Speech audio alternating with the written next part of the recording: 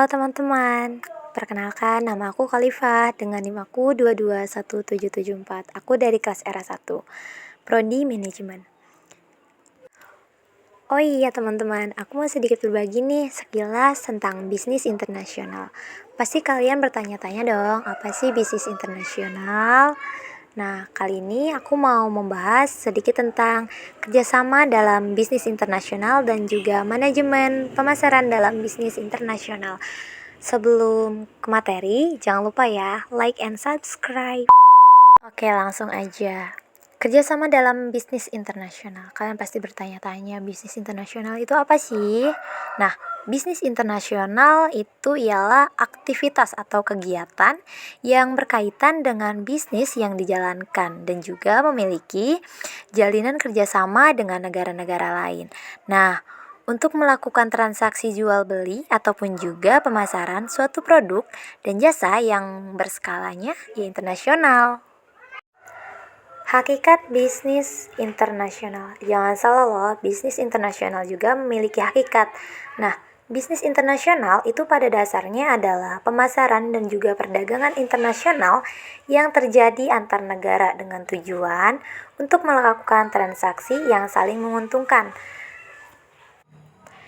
Kerjasama internasional memungkinkan perusahaan untuk menjangkau pasar yang lebih luas, menemukan peluang bisnis baru, dan juga meningkatkan keuntungan. Nah, perusahaan bisa mendapatkan akses ke teknologi baru, bahkan dapat mendapatkan bahan baku yang lebih murah dan juga tenaga kerja yang lebih ahli lagi.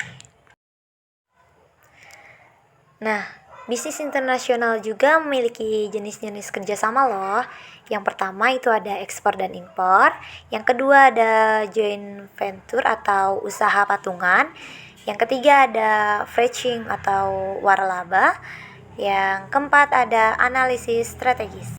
Bisnis internasional itu juga memahami perbedaan budaya.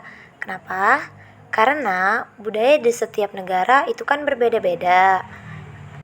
Jadi, memahami cara berkomunikasi dan juga berbasis yang sesuai di negara lain itu juga sangat penting buat memahami perbedaan budayanya, teman-teman. Mengelola resiko bisnis internasional. Ada 3 resiko bisnis internasional. Yang pertama itu ada resiko politik.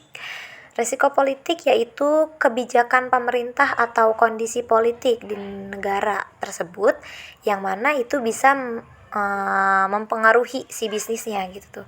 Nah, yang selanjutnya itu ada resiko ekonomi. Resiko ekonomi yaitu perubahan nilai mata uang atau ekonomi yang tidak stabil, yang mana itu juga bisa berdampak buruk dalam si bisnisnya. Yang selanjutnya itu ada risiko hukum. Risiko hukum ialah setiap negara juga kan pasti memiliki aturan gitu tuh, dan aturannya itu kan pasti yang berbeda-beda.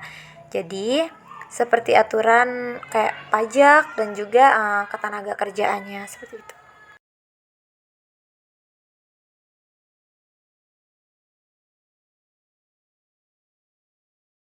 Nah, selanjutnya kepentingan kerja sama Indonesia dan juga dampak larangan ekspor dalam bisnis internasional.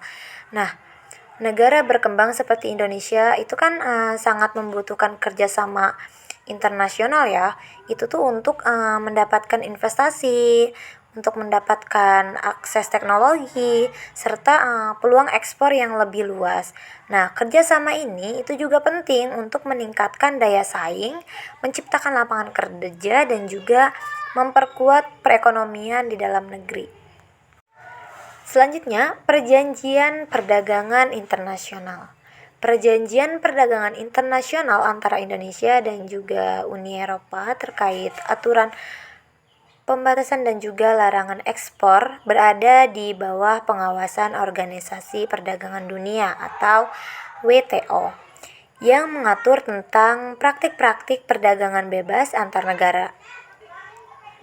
Nah, salah satu isu utama yang melibatkan Indonesia dan juga Uni Eropa itu adalah kebijakan Indonesia yang melarang ekspor bahan mentah, terutama nikel sih teman-teman.